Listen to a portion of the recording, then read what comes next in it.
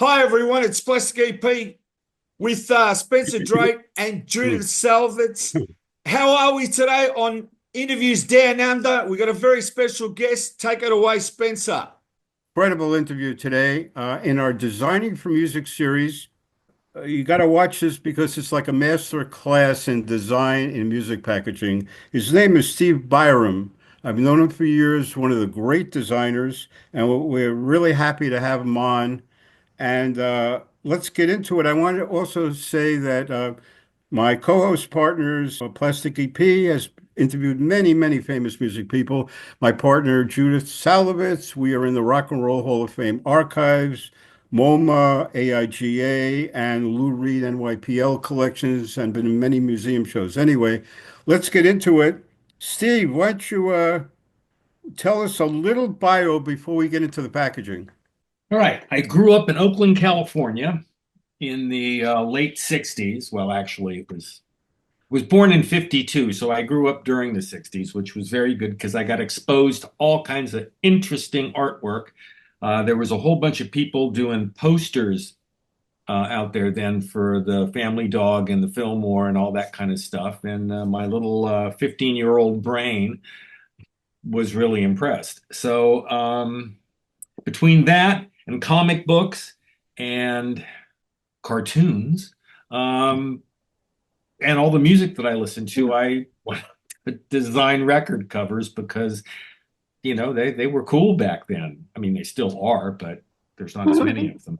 At any rate, so I was fortunate enough be at the right place at the right time in certain circumstances, and I had enough talent that not very few people fired me. You were very lucky.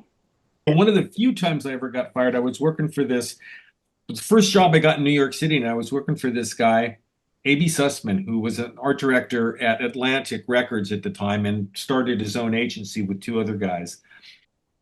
I met with him. He hired me, and I worked for him for about a year. And then, he fired me. And what he said to me was, "You think you know more than you do." And he was right. So I went out and learned a few things, and like I said, I'm very, very fortunate. I ran into the right people at the right time, and I developed in a way that people found interesting. So, Yeah, I find that you're very accelerated. I want people to know this in illustration and art, besides the design mechanism, which you're so good at. And we'll show this. Let's start in with the Beastie Boys, okay? License to Ill. Tell us about that. The Beastie Boys. the Beastie Boys. I was given the Beastie Boys. I was the art director on the Beastie Boys package because, well, that was in the dawn of hip hop in its relationship to major labels, and I was the weirdo on the floor, so they gave me all the stuff that nobody wanted, and this was one of them because nobody knew what the hell it was. So it was then that I met with Rick Rubin, who I was very, Wow. very impressed by. Yeah. And we talked Wow. about stuff, and he said, I had this idea. I was flying back from Los Angeles, and I thought about the airplane crashing into a side of a mountain, and I thought that'd make a good record cover. And I said, that's a really good idea. So I went to an art school buddy of mine, Dave Gambale, who I'd done a lot of stuff with over the years, and told him about it. And he did the illustration, which we did a messed up version of a Hypnosis cover. The nature of the Beastie Boys was, they were a bunch of young white guys who were kind of punkish at the particular time. I thought that, well, punk and hip hop are very related, just two different cultures, but they're basically doing the same thing. So this was a perfect opportunity to do it's a punk cover at the end of the day. It's realism, but it's not quite realism. The back cover, which is the plane crashing into the mountain, is completely ridiculous. It's like somebody was trying to do Hypnosis and did it badly, except we did that on purpose. That Oh, was part of yeah. the plan. Yeah. Now, the other thing, the little Beastie Boys logo on the tail there, that was designed by Stacy Drummond, who was another designer at CBS at the Right. time. And if you notice below that and slightly to the left, there's a serial number that says, Yeah. I can't read it from here, but there's a serial number. Dave and I put that in there. If you hold that cover up to a mirror, it says "Eat Me." And this was the that was inspired by the movie Animal House, when at the end of the movie they cut the cake and the car comes out and it says "Eat Me."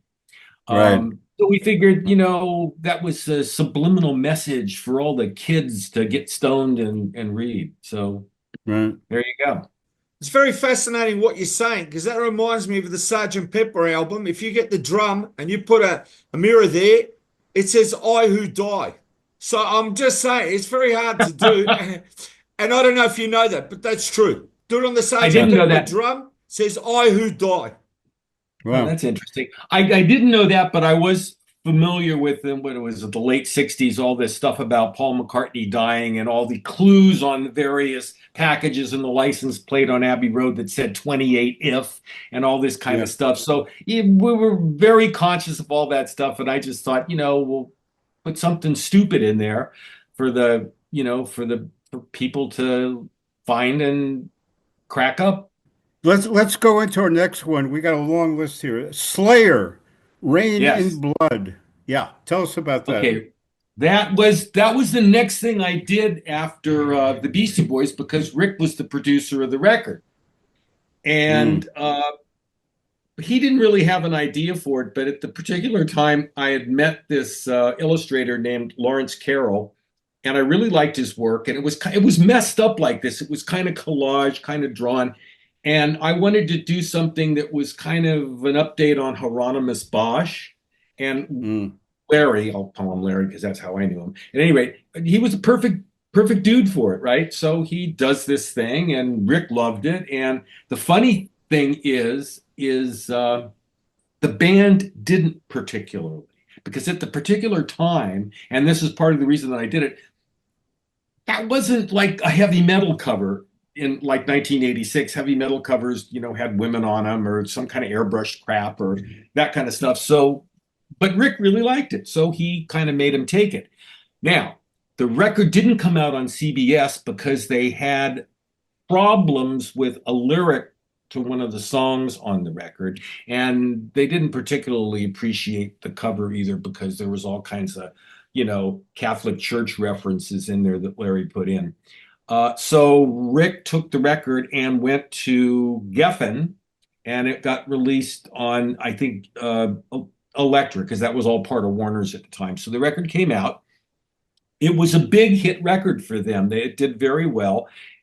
But I was done with them because, well, I worked for CBS. At any rate, so the funny thing is after that, Larry did the next 3 covers for him.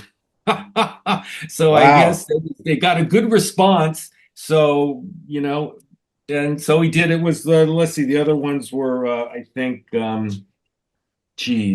South of Heaven and something in the Abyss, and they're really nice packages, Yeah. So that continued. And actually, I think,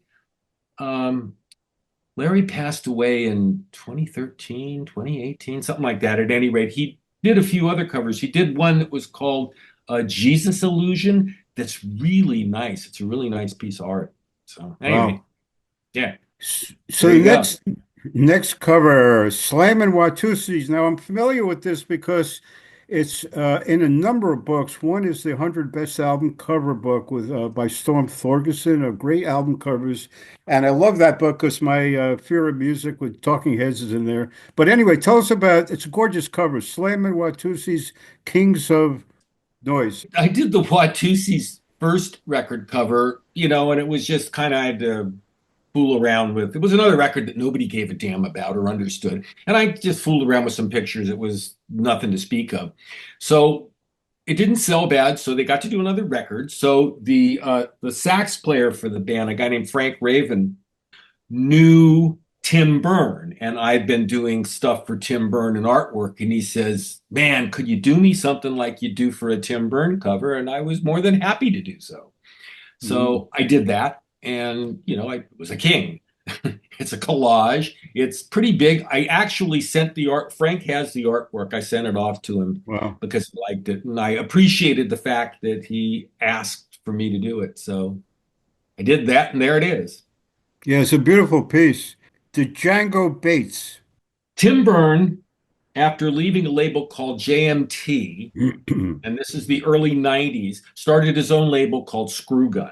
And the whole thing with Screw Gun is I was involved with the label, so we wanted to do packaging that didn't look like regular packaging, which at the time was, jewel cases and 4-color printed things and that kind of junk, right?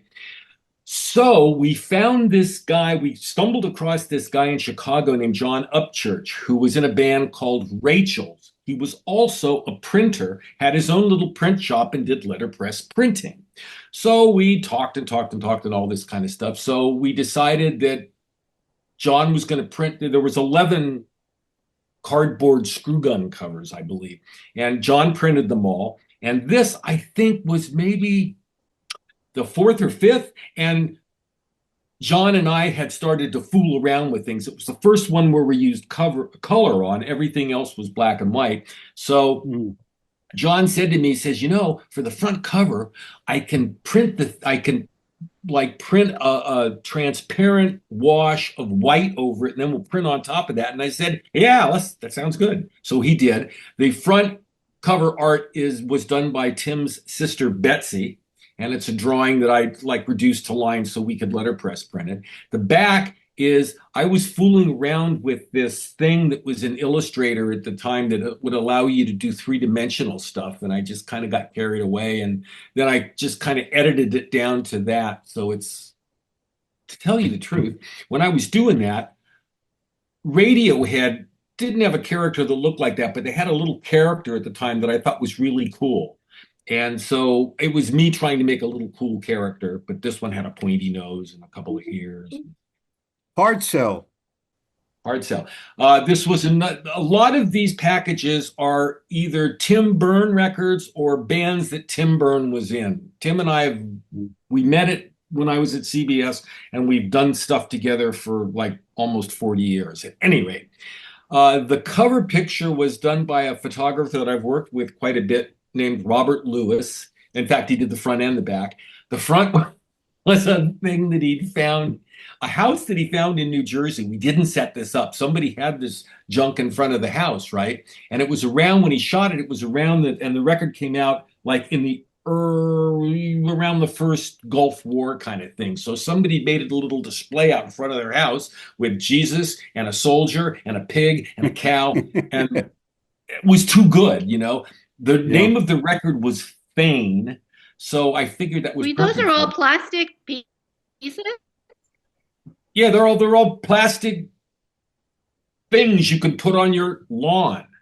And we didn't set this up. We found it and we photographed it. Wow. And, so that's what's so funny about it. At any rate, the back is, just like some kind of bar that we stumbled into in New Jersey.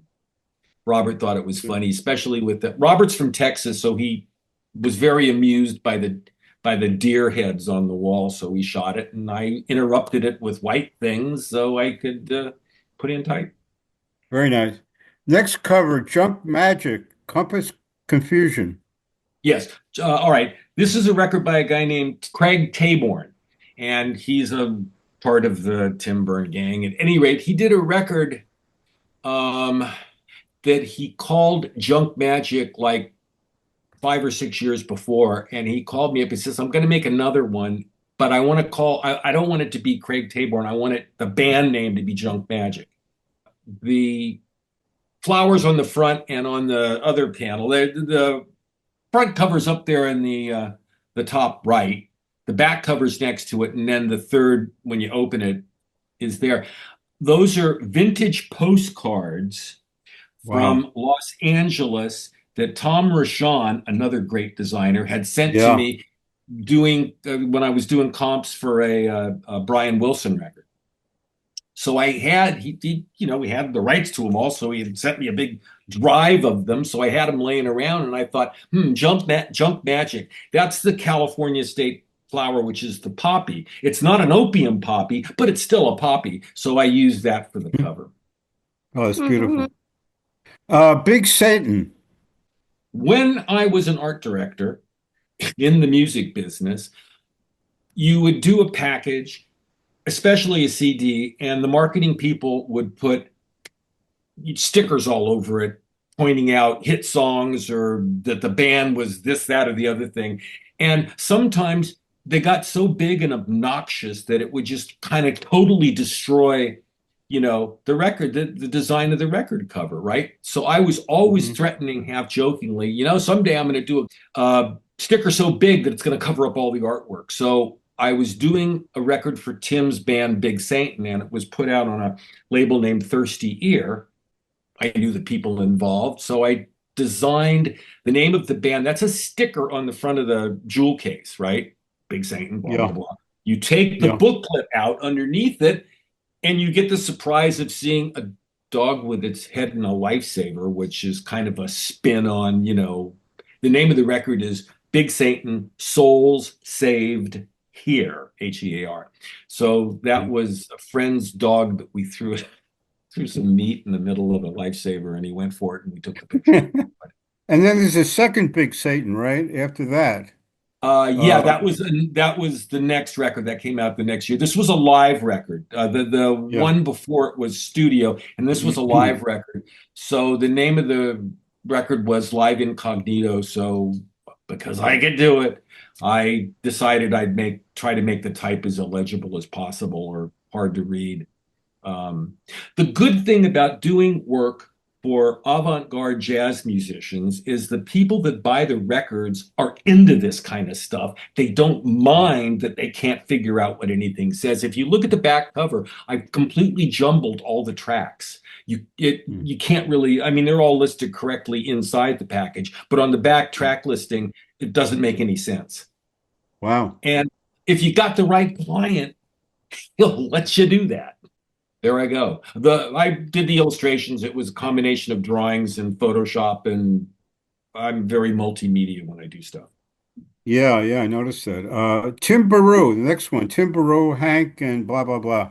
Yeah, this is Tim, Hank, and Aurora Nealand, who's a wonderful accordion and clarinet player from New Orleans. At any rate, they did a record together. Hank plays the cello and Tim saxophone. So this was a record I did for that record. It was put out by Intact, which is a very good little jazz label in Switzerland. The front cover is over on the front cover has a picture of a figurehead on the floor of a place. All right. The name of the record is Ocean's And.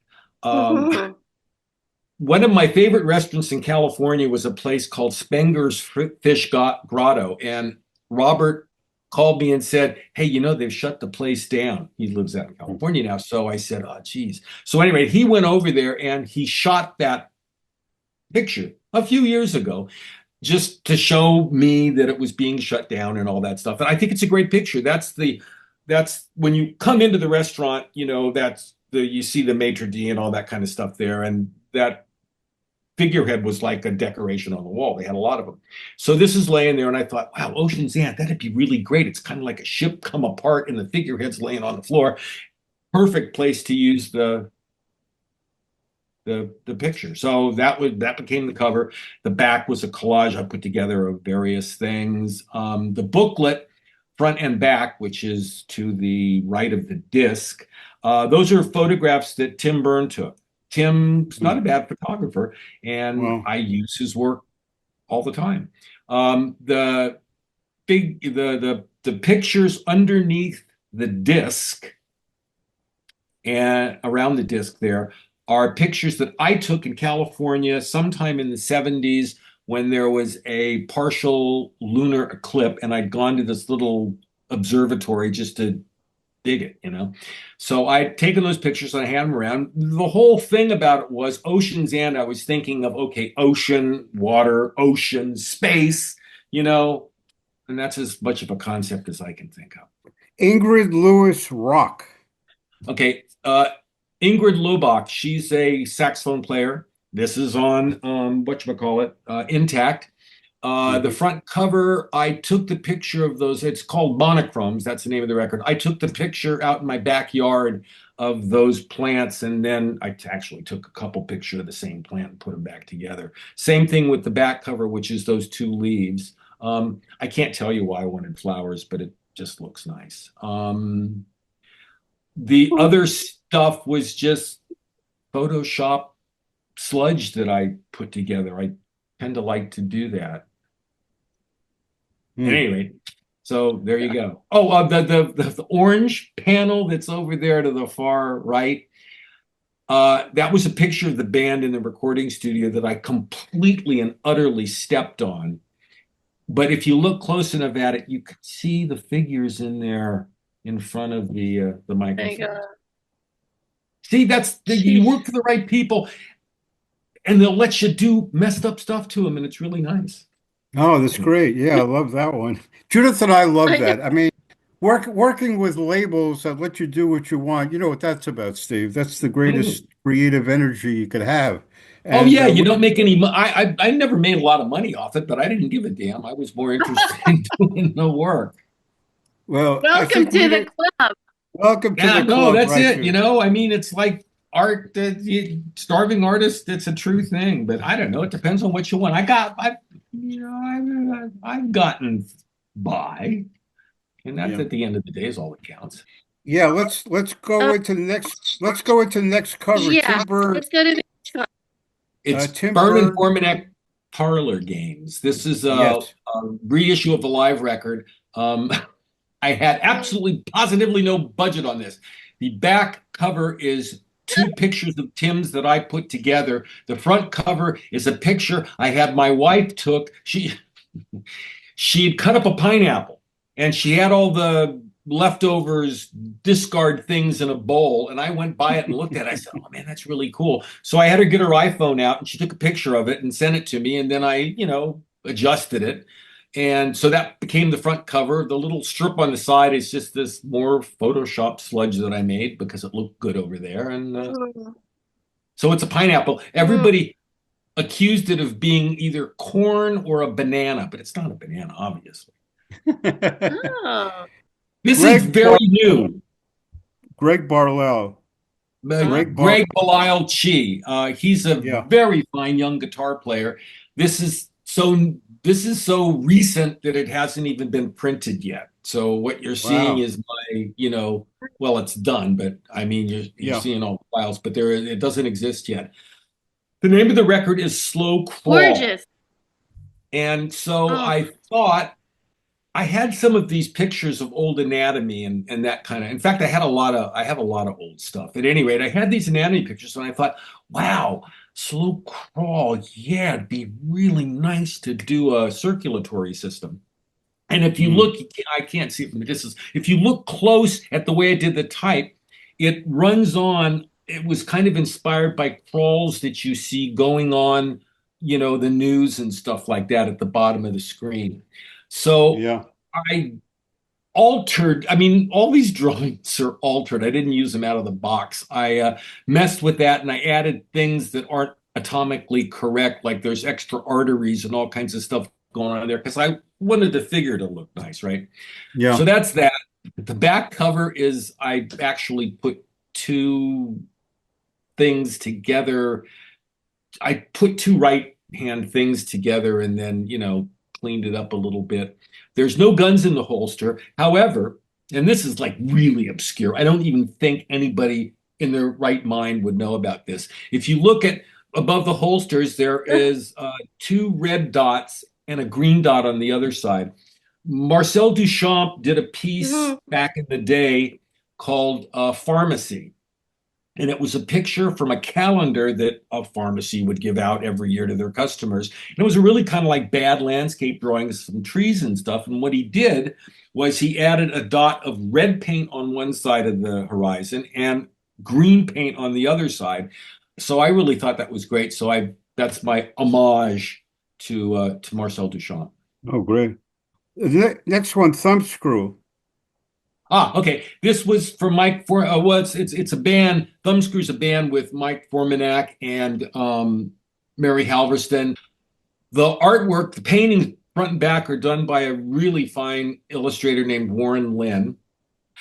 The package is kind of a send up of record packages where the artist's face is on the front and the artist's face is on the back. And I'm thinking, I guess, of like a Phil Collins record that was all about his face, you know. Yeah. Not that I have any problem with Phil Collins, but at any rate, so this was kind of a take upon this because these are two really messed up images. They're beautiful portraits, I think, but they're completely screwy.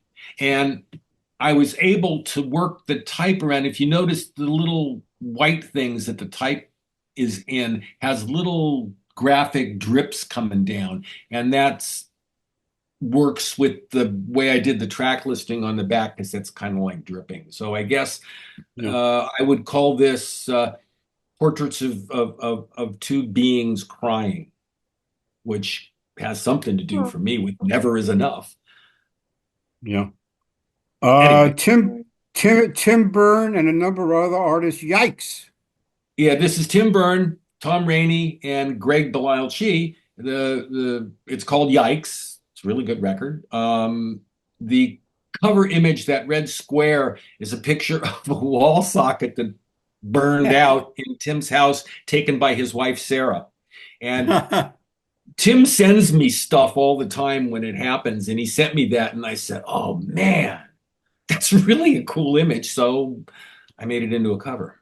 The back is this texture I made from putting bubble pack on a scanner and then having my way with it. And I did the drawing in the middle. Palm Sweat, Mark Ducre, I believe.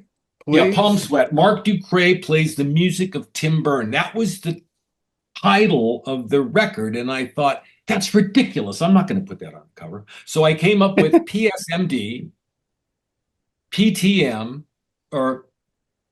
PTM, OTB. And I thought, wow, that's kind of interesting. It's kind of cryptic and weird. And I could lay it out nice typographically. So I did that for the cover. And then I on the back cover, the title is completely spelled out along with track listing and that kind of stuff. And this was done for Out of Your Head Records, which is run by a guy named Adam Hopkins, who's a really great guy. And he was completely fine with it. I mean, think about it. These things are sold at gigs or by mail order or something like that. You don't have to worry about trying to catch someone's eye in a record store anymore. So why do you have to do things like they were done? However, if I was in a record store and I was looking at stuff, if I saw that cover, I'd say, what is that? And I'd want to pick it up and fondle it and find out what it is. Now, the two things at the bottom there are the inner sleeve, or not the inner, it was an insert for inside the record with all the credits and all that junk on it on one side. And I just did a little illustration that was kind of an electric motor. And that was inspired by the four LP labels those are portraits of Mark Ducre, the guitar player, holding a power drill that was taken by a guy named Jim McNee, who's a writer. And so that I really love that picture. So that's on the labels. It's a double record set, and I was inspired to do my own little power tool thing for the inside. And Brian Marcellus, I believe, Brian Marcella's Imaginarium and Meditas. I can't, I have a hard time with English even. So at any rate, this was done for John Zorn's Tzaddik label, and it's this I guess it's a special package. It's like with 4 panels that fold in on themselves. So the 2 middle images, on the right is the front cover, on the left is the back cover, and then the 2 other things on the right and the left fold over. There's like 3 discs to it. The beautiful thing about it is there's no type on it. It's shrink wrapped, and there's a little piece of paper cut that tells you the name of the record and all the information and all that stuff. It's a beautiful record. I highly recommend it. And I listened to the record, and Marcella said, well, do what you want. The record's interesting because it's like a combination of traditional jazz and progressive rock and roll and electronic jazz and, Ornette Coleman kind of stuff. It's just it's a wild record, but it's really beautiful. So I tried to hit everything that I could. Yeah, it's a very these selections are amazing. I have to mention though, Stephen, I have to go over your head here. We worked together on Robert Ellis Oral, which is in the Rock Hall Archives collection. I have to mention that because this interview will be in the Rock Hall Archives collection. That's a beautiful cover. I only did the typography, but you and Gambale, I believe. And Judith, did you want to ask Stephen something on methods? I just want to ask him, but you know what? I appreciate your art, your work so much, Steve. It's because Thank Spencer and I we've always felt that the image on the cover of an album, it doesn't always have to be easily read by the viewer. It doesn't. A lot of so you've been very lucky to have clients that didn't dictate to you that the title, the name of the band or the musician has to be on top. We want the faces of the band on the cover. You were lucky enough to be able to do your art, which you felt, was, I mean, all of this is all personal, I'm assuming, that your art is so personal. Totally. I was very lucky. I mean, I've had to do covers like that. I had a keyboard player for one band when we were talking about what was going to be done for it, who told me, I dabble in graphic design. And I couldn't say this, but I felt like saying, it's like, well, I dabble in keyboards. Can I lay the tracks down? I couldn't say that. They would have fired me. But I don't know. I've been incredibly fortunate in the fact that I, by accident, kind of fell in with a group of people that I've continued to do work with over a great number of years. And we have very similar sensibilities, and everybody recognized. I mean, Tim Byrne, I got to hand it to him. Tim Byrne thought, I didn't know him before I did his cover. He came in, looked at some work and said, I want this guy to do it. And they said, no, you don't. And he said, oh, yeah, I do. And I mean, we became friends. He saw, and I had no idea what jazz was. I mean, really. So I wasn't qualified just from understanding the kind of music that it was. I wasn't qualified to do it at all. But, and I've learned this since, Tim Byrne saw something in what I was doing that he thought had something to do with what he was doing. And he turned out to be right, but he knew that long before I did. So I was incredibly fortunate, and I was incredibly fortunate to do that. I was incredibly fortunate to, and I didn't understand it at the time or even know about it, but look, we closed the door on the record business from the standpoint of, and I'm talking about all of this here, from the standpoint of, it isn't what it was. I mean, covers were a big deal. You could make a living doing covers, and not just for big bands. I mean, it was labels invested in covers. They invest, I mean, up until the invention of the video clip and MTV and all that junk, I mean, the record package or CD package was the prime visual for any kind of band, and it was really important. But I mean, those days are gone, and and that's just, but I didn't realize that they were that. I'd be in the last wave of things. I mean, if you consider that, I think we were all very fortunate to be involved in that. I don't think, I have friends that are still around Sony Music, and they tell me it's completely different. It's not at all like it was when you were there. We thank you for being on, and thank you for being a friend of mine. And I've always respected your work, and Judith and I know Jason does. And thank you for being on and part of this series. And it's going to It's not. Thank you for having me. It is an honor.